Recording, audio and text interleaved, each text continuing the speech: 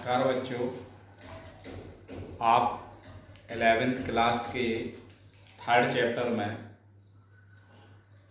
विमीय विश्लेषण वाले चैप्टर से हम अंक के क्वेश्चनों और एक एक उसके उपयोग को समझ रहे हैं। उसी के हम अंक के क्वेश्चनों की ओर बढ़ रहे हैं। हम आपसे आशा यही करते हैं कि आप लोग वीडियो को सही तरीके से देख करके अपनी बुक के क्वेश्चनों को लगा रहे होंगे। तो जैसा कि कल हमने आपको एक क्वेश्चन दिया था वो भी आपने लगाया होगा और प्रैक्टिस भी की होगी। यदि आपने प्रैक्टिस नहीं की है तो उसके लिए आज हम एक आपके सामने एक और क्वेश्चन लेकर के उपस्थित हैं। इस क्वेश्चन को देखिए और विमीय विधि के द्वारा उसमें हमारा जो पहला पॉइंट था कि भौतिक राशियों में संबंध स्थापित करना, उससे संबंधित अंक के क्वेश्चन आपके सामने है। एक कण क्षैतिज तल में वृत्तीय कक्षा में परिक्रमा कर रहा है। उस पर लगने वाला अभिकेंद्र बल कण के द्रव्यमान, वृत्त की त्रिज्या तथा कण की चाल पर निर्भर करता है। इस अभिकेंद्र बल का सूत्र विमीय विश्लेषण विधि से स्थापित कीजिए। तो आप लोगों को हमने पॉइंट पढ़ाने के बाद ये कहा था कि इस क्वेश्चन को लगाइए। अगर आप लोगों ने उसको सही से लगाया होगा तो आ गया होगा, नहीं आया है तो फिर दोबारा से देखिए। इस एग्जाम्पल में ये आपका एफ है। हमें संबंध किसमें स्थापित करना? द्रव्यमान, चाल, त्रिज्या में संबंध प्राप्त करना है। तो सूत्र हम क्या लिखेंगे? F बराबर हमें फाइंड करना। F बराबर सबसे पहले क्या लिखा?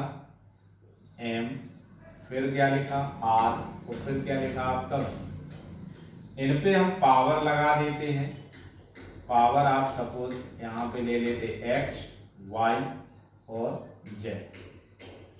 इसके पश्चात हमें इसमें अनुक्रमानुपाती का साइन हटाना है। तो आपको पता है कि अनुक्रमानुपाती का साइन हटेगा, कोई कांस्टेंट आ जाता है। जैसे F बराबर K M की पावर X, R की पावर Y और V की पावर Z। यहाँ K एक नियतांक है। इतना समझ में आ गया ना? K बराबर एक नियतांक है तो K का मान कितना रख देंगे? 1। तो यही समीकरण क्या प्राप्त हो गया? F बराबर M की पावर X, R की पावर Y और V की पावर Z। ये क्लियर हो गया। अब हम इसको समीकरण नंबर 1 डालते हैं। अब इसका आगे सॉल्यूशन, तो आपके इसके लिए क्या ज्ञात होना चाहिए? विमाएं ज्ञात होना चाहिए। तो यहाँ देखिए सबसे पहले आपका बल लिखा है जो F है। तो F बल F बराबर एम एल टी की पावर -2। M द्रव्यमान तो स्मॉल m बराबर कैपिटल M। R त्रिज्या, स्मॉल r बराबर कैपिटल L। और वेग चाल के लिए आपका किससे रिप्रेजेंट किया गया? v बराबर सूत्र विमा क्या होती है? एल टी की पावर -1। तो ये आपने पहले विमाएं लिखी। अब इन विमाओं का उपयोग किस में करना है? समीकरण 1 में। तो ये समीकरण 1 देखिए, इसके बाद क्या लिखेंगे? समीकरण 1 से। इतना क्लियर हो गया ना? समीकरण 1 से देखते हैं। F की जगह पे बल की विमा क्या है आपकी? M L T की पावर -2 बराबर द्रव्यमान M है तो M की विमा क्या हो गई? पावर क्या आ गई? X। R की विमा क्या है आपकी? L, पावर क्या है? Y। और V वेग है, वेग की विमा आपकी, वेग क्या है? विमा L T की पावर -1, पावर क्या है आपकी? Z। तो इतना प्राप्त करने के पश्चात यहाँ देखिए ये पावर 1, तो आगे बढ़ाते हैं। m की पावर 1, l की पावर 1, t की पावर -2 बराबर इन पे पावर का क्या कर देंगे? मल्टीप्लाई m की पावर x l की पावर y और l की पावर z और t की पावर माइनस z आ जाएगा, z का मल्टीपल होगा तो इतना प्राप्त करेंगे। अब अगले ब्लॉक में आगे ले लेते हैं। हो सकता है आप लोगों को यहाँ दिखाई ना दे रहा होगा, तो इसको हम आगे बढ़ाते हैं। यहाँ ले लेते हैं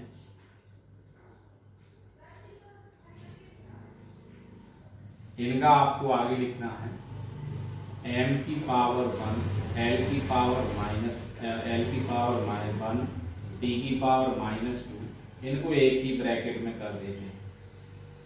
m की पावर x l और l तो पावर आपको पता है मल्टीपल में जुड़ जाती है, तो l की पावर क्या हो जाएगी y प्लस z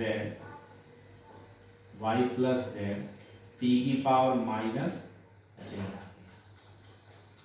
अब इनका हम कंपैरिजन करेंगे पावर का, तो समीकरण क्या बन रहा है m की पावर यहाँ x बराबर कितना आ गया 1। समांगता यहाँ लिख देंगे।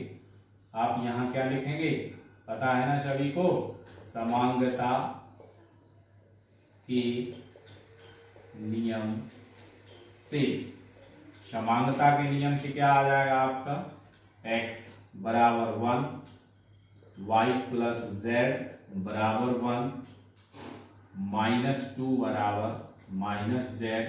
तो z बराबर कितना आ गया आपका 2, माइनस से माइनस कैंसिल हो गया। z का मान कहाँ रख देंगे यहाँ y प्लस 2 बराबर 1, तो y बराबर 1 माइनस 2, तो y बराबर कितना आ गया -1। यह मान कहाँ रख देंगे समीकरण 1 में। क्या लिखेंगे बताइए, यह है मान समीकरण 1 में रखने पर। जब आप समीकरण 1 में रखेंगे तो क्या आ जाएगी वैल्यू, देखिए यहां से ये समीकरण 1 है। f बराबर m की पावर 1, x बराबर 1 है तो m की पावर 1 मल्टीपल r, y का मान कितना है -1, तो r की पावर -1। v है तो v z बराबर कितना आया 2, तो v की पावर कितना हो गया 2। तो f बराबर इसको नीचे ले जाएंगे क्या आ जाएगा mv² अपॉन बन गया ना, f बराबर mv² अपॉन r। तो ये आपको समझ में भी आ रहा होगा और थोड़ा दिखाई भी दे रहा होगा, तो इसको आपको ध्यान रखना है कि हमारा इसी तरह हम उसको प्राप्त कर लेते हैं। एक क्वेश्चन मैंने कल आपको दिया था और इसी सूत्र से संबंधित एक क्वेश्चन और मैं लिखता हूँ जिसको आप लोग प्रैक्टिस कर लेना। तो आपकी समांगता इस भौतिक राशियों में संबंध वाले 2-3 क्वेश्चन आपके हमने करवा दिए, बाकी कुछ आप लोग प्रैक्टिस कर लें। समझ में आ रहा ना?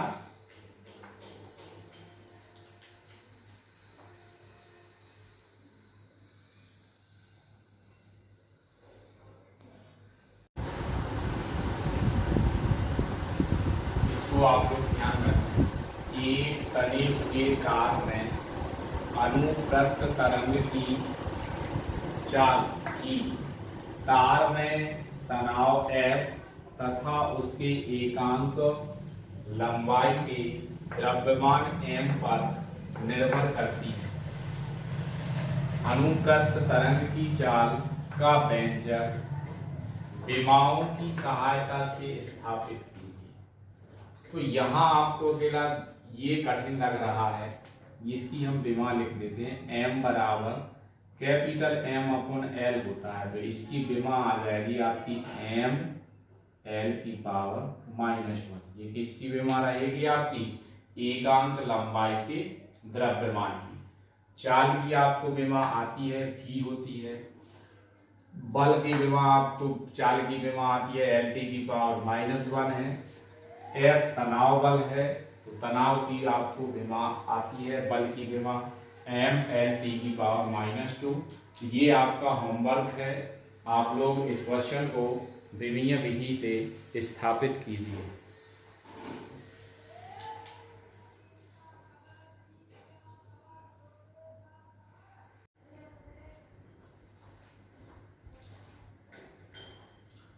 अगला आपका नियम है सूत्र की सत्यता की जांच करना। पहला पॉइंट पढ़ चुके हैं, दूसरा पॉइंट हमारा क्या है, सूत्र की सत्यता की जांच करना। किसी भी सूत्र की विमीय विधि से जांच करने के लिए बाएं पक्ष और दाएं पक्ष की विमाएं निकालते हैं। यदि वह बराबर आती हैं तो सूत्र विमीय विधि से सही है, अन्यथा गलत है। इसे विमीय विधि का समांगता सिद्धांत कहते हैं। यदि कोई राशि जोड़ी या घटाई जाती है तो उसकी विमा भी उस भौतिक राशि के बराबर होती है। ये आपका दूसरा पॉइंट था विमाओं के उपयोग का। जैसे हम आपको एक उदाहरण के रूप में क्वेश्चन लेते हैं,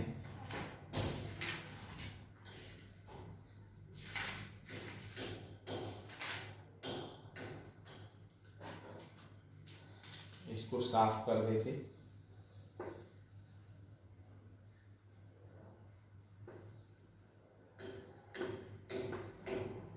और आप इसका वीडियो को पॉज करके इसको लिख लेना। समीकरण लिखते हैं, सरल क्वेश्चन लेते हैं। समीकरण S बराबर ut plus half AT square की सत्यता की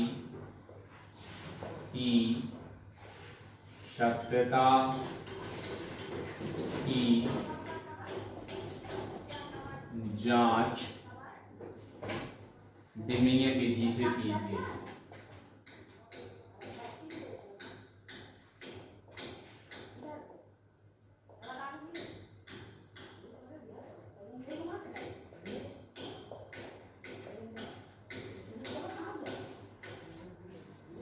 अब इसमें आपका ये ध्यान रखना है,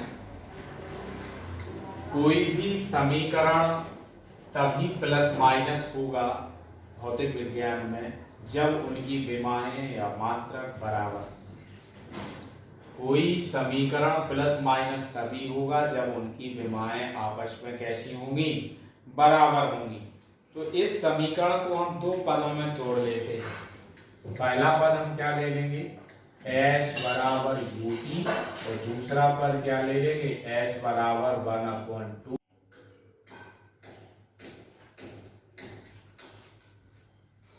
तो इसको हमने दो रूपों में लिखा, आपको शायद दिखाई नहीं दे रहा होगा।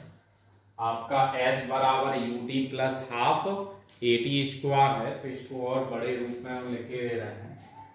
S बराबर ut, ये पहला पद हो गया, और S बराबर हाफ AT स्क्वायर, ये दूसरा पद हो गया।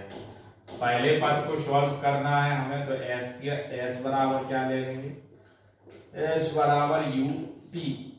S आपका वेग, S आपका क्या है, दूरी है, तो S की विमा L ले लेंगे।